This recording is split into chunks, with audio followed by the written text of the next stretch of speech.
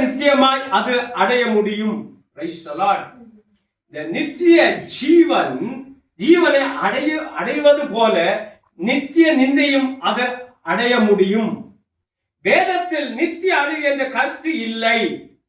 வேதத்தில் மரணம் என்பது உறவில் இருந்து ஏற்படும் பிரிவே மரணம் தவிர. பாருங்க, வேதத்தில் மரணம் என்பது உறவில் இருந்து ஏற்படும் பிரிவே தவிர.